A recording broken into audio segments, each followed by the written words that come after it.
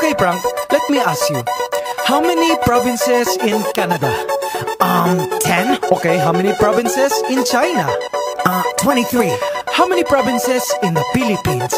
I don't know. How many? Believe it or not, 81. Abra, Kalinga, Aurora, Laguna, Maguindanao, Ifugao, Isabela, Aklan and Basilan, Sulu, Biliran, Leyte, Cagayan, Bulacan and Palawan, Batanes, Batangas, Bohol, Guimaras, Agusan del Norte, Agusan del Sur, Capiz, Cavite, Bataan, Masbate, Ilocos Norte, Ilocos Sur, Tadlac, Tawi-Tawi, Cebu, Sarangani, Camarines Norte, Sorsogon, Compostela Valley, Quezon, Zambales, Camarines Sur and Bukidnon, Zamboanga, Sibugay and Del Sur, Albay, Zamboanga del Norte din. There's Pampanga, Nueva Ecija, Nueva Vizcaya and Camiguin. These are the Philippine provinces. Every Pinoy in the world comes from one of them. Mabuhay! These are the Philippine provinces. There are 7,107 islands. Davao Oriental and Occidental, Davao del Sur, Davao del Norte, Negros Oriental and Occidental, Siquijor Mountain, Southern Leyte, South Cotabato, Catanduanes, Sultan Kudarat, Pangasinan, Misamis Oriental, Iloilo, Northern Samar and the eastern one, Surigao del Norte and del Sur, Misamis Occidental, Samar, Lanao del Norte and del Sur, Oriental Mindoro and Rizal, Benguet, Antique and Marinduque, Dinagat Islands, then Romblon, Quirino, Apayao and Cotabato, Occidental Mindoro, La Union.